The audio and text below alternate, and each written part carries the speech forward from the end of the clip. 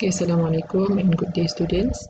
So hari ini kita akan cover multiple query, form dan juga report. Okay, so for this purpose multiple query, saya akan tambah, kalau masih ingat bila kita buka access, so this is kita punya database looks like. Last week kita dah buat 1, 2, 3, 4, 5, 6 tables dan 2 queries. I hope you still the memory still fresh. Okay, your memory still fresh about what I've teach you guys last week.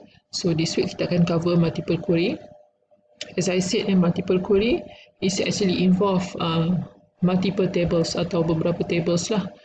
Kalau single query, sebagaimana kita buat dalam cake quantity dan juga invitation for buka puasa ni, dia hanya melibatkan satu table. So kalau cake quantity sold ni, dia hanya melibatkan satu table. Table apa? Table order cake. Okay. Kalau invitation for buka puasa juga melibatkan satu table. Table apa? Table for customer table. But this time, we are going to combine both table atau beberapa table lah. That's why kita panggil dia multiple query.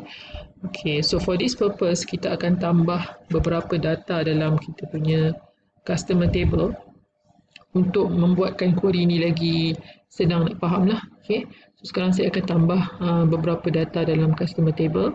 You guys boleh follow sebab saya memang ikut step. Saya akan tunjuk step by step so that you can understand. Okay, kalau ada yang tak faham, I really hope you guys tanya. Dan by drop any comment dekat YouTube ataupun boleh tanya saya bila kelas nanti. Okay, so untuk database yang seterusnya saya nak letak nama Daniel Wong.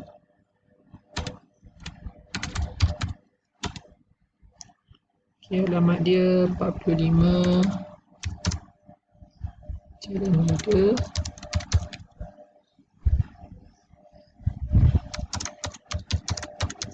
Taman Pemuda. Okay, macam saya cakap, it's really up to you guys nak letak apa. But for exercise purpose, untuk kita nak training, boleh ikut saya punya data sebiji-sebiji lah. Okay, nama tu tak kisahlah nak letak macam mana, tapi maksud saya untuk pada alamat dan juga postcode ni better ikut saya punya data sebab nanti saya nak tunjuk. Kalau you guys buat lain nanti susah pula. Okay, so Bangi.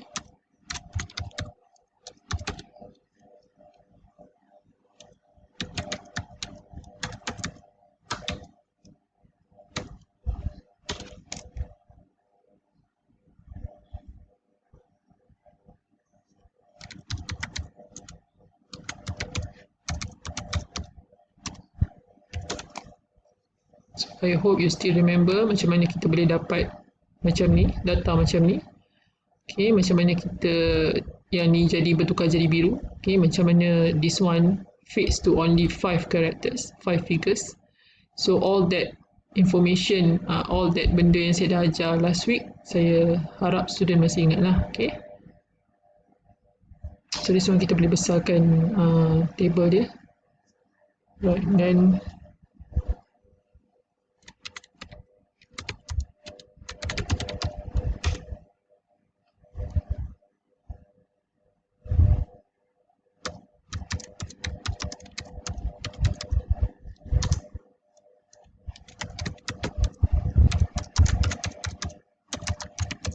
so bila kita nak build database, the first part memang agak struggle sebab kita nak kena key in maklumat, macam contoh maklumat customer one by one. So it's quite hassle lah untuk kita nak buat. Okay, tapi lepas tu kita nak guna database senang. Okay, first time je yang macam susah sikit lah, leceh sikit lah sebab kita kena key in data one by one kan. So that's the first part je lah yang susah. Okay,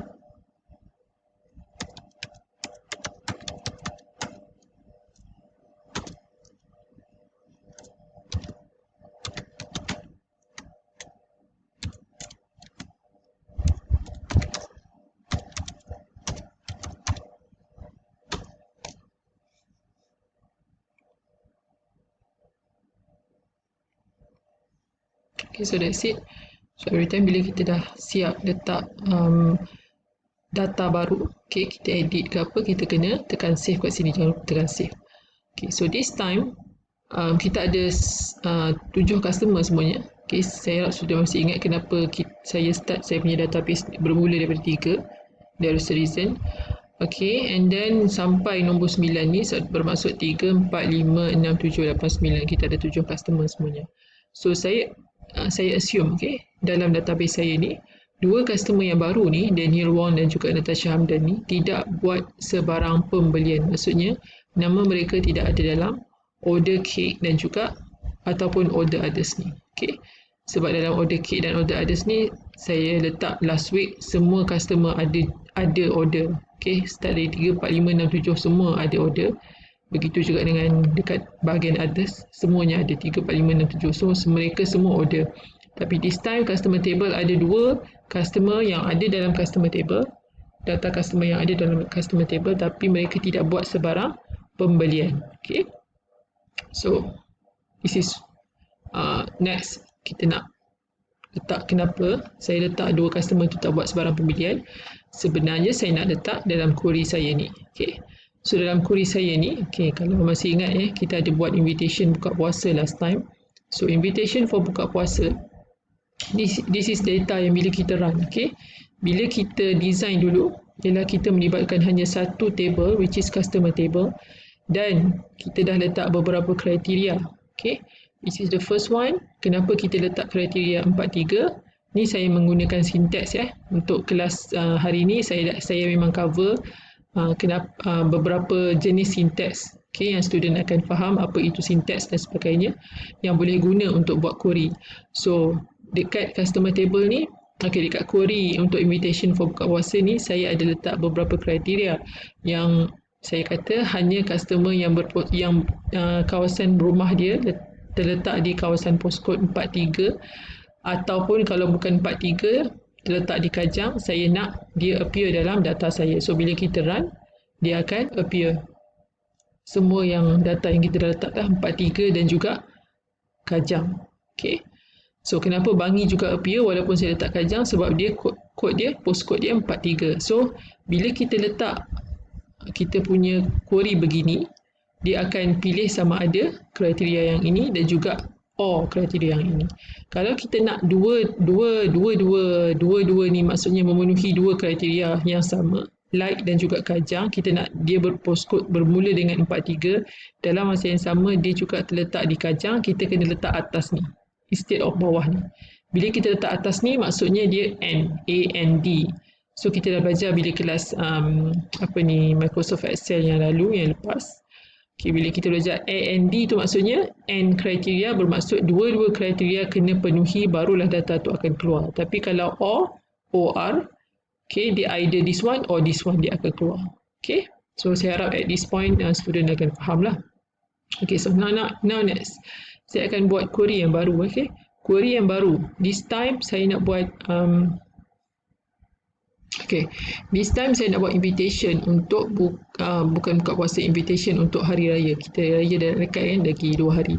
So this time saya nak buat invitation untuk hari raya. Kita assume bukan musim PKP lah, bukan musim COVID-19 lah. Kalau tak, memang tak boleh nak buat rumah terbuka dan sebagainya. So this time saya nak buat invitation untuk rumah terbuka. Kita assume bukan musim COVID, bukan PKP. Semua boleh raya macam biasa. So untuk saya nak buat query this time, query yang baru, saya nak customer yang place order sahaja yang akan ada dalam saya punya database. Okay, let's start. Okay, now kita macam biasa kita akan pergi ke create. Okay, bila every time kalau kita nak buat query yang baru atau table yang baru, kita akan pergi dekat this create tab. Okay, so go to create and go to query design here.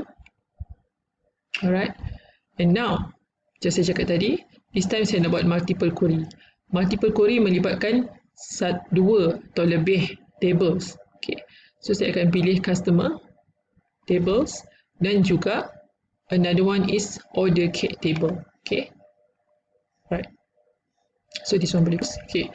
So kalau student perasan okay, kalau student perasan dia ada satu line kat sini. Okay, this is panggil join join relationship between 2 tables. Okay, yang ni boleh besarkan kalau kita nak. Okay, first saya nak ajar this time. Okay, this time saya nak ajar apakah maksud join. This one. Dia bukan semata-mata tali kecil macam ni ataupun garis kecil macam ni yang menghubungkan dua table ya. Not only that, okay, kita boleh klik sebenarnya dekat table ni. Okay, sorry, dekat join ni. So bila kita klik, dia akan keluar join properties. What is join properties? Okay, dia akan cakap what is the left table, what is the right table. So this time kita tahu left table kita ialah customer table and right table kita ialah order kit. Okay, so saya nak student untuk focus on this area. Okay, only include row where the join fields from both tables are equal. Okay, sekarang ni kita nak pilih yang 1, 2, 3 ni, bentuk relationship atau bentuk hubungan yang kita nak pilih. Okay, adakah kita nak hanya include row yang ada pada dua-dua table, maksudnya pada customer table ada, pada order kit table pun ada, ataupun include all records from customer table only and those records from order kit where the join fields are equal, ataupun kita nak ambil daripada customer table dulu barulah order kit, ataupun kita nak ambil daripada order kit dulu barulah customer table. Okay, apa maksudnya? Sekarang ni saya akan pilih this one nombor 3. Maksudnya saya nak pilih daripada data daripada order kit table dulu, barulah saya nak pilih data saya di customer table.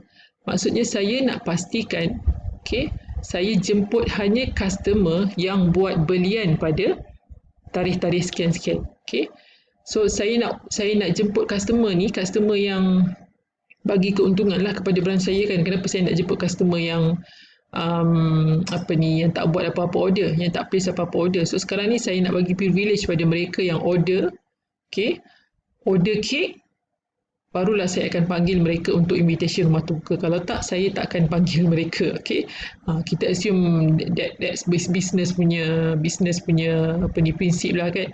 Kita hanya fokus pada customer yang bagi keuntungan. Okay, bukan hanya fokus lah, maksudnya kita lebih fokus. Yes, that's the right term. Kita lebih fokus kepada customer yang memberi keuntungan kepada branch kita compare dengan customer yang mungkin beli sikit-sikit je. Kita nak fokus pada customer yang banyak buat belian pada kita. So this time, that's why saya nak make sure dia ada di sini dahulu. Okay, dia buat dulu order, dia buat dulu tempahan kek, barulah saya akan ambil data daripada customer table, not the other way around. Okay, saya tak nak ambil semua customer saya hanya nak ambil mereka yang order saja. That's why saya pilih relationship nombor 3. So saya harap student jelas Kalau tak faham, boleh tanya saya nanti, okay, ataupun boleh drop, macam biasa boleh drop komen dekat YouTube lah atau email pun tak apa. Okay, so kita klik OK. So this time kalau perasan anak panah ada. Okay, maksudnya sekarang ni query ni dia akan tengok dulu data dekat order kit table dan barulah dia akan cari data dalam customer table based pada kita punya request. Okay, so apa yang saya nak dalam customer table, data saya dalam customer table? First saya nak, of course, first name dia, last name dia, address, postcode, city, and saya nak semua lah sebenarnya basically kecuali ID. Okay, so this is maklumat semua customer yang saya nak. Okay, not necessarily saya pilih semua boleh juga kita tak nak pilih, contoh saya nak postcode saja, tak nak address, tapi in our case ni sebab saya nak jemput, of course lah saya nak postcode diorang kan. Okay, and then dekat order kit saya hanya nak order ID. Okay, order ID sahaja daripada customer. Okay, that's it. Not necessarily kita pilih semua saya tak perlukan maklumat product price ni semua. Sebab sekarang ni saya nak make sure customer tu buat belian itu saja. So tak perlu maklumat berkenaan dengan product price ke quantity, date for pickup. Is not relevant untuk saya punya query. Okay, so kita tak pilih. Alright, so that's it. Kita punya kita pilih data apa yang kita nak. Okay, so dia akan appear kat sini. Okay, so apa kriteria yang kita nak letak? Sama macam last class. Okay, saya akan letak syntax slide. Okay, parenthesis, istilah yang betul adalah parenthesis parenthesis, and this one open quote. Okay, 4 3 and star, and then close quote and parenthesis. Okay, like for 3. Apa maksud for 3 dan juga star? Maksudnya kita nak apa-apa, okay, video akan berakhir kejap lagi. Okay, apa-apa postcode yang berakhir dengan bermula dengan 43 kita nak dia appear dekat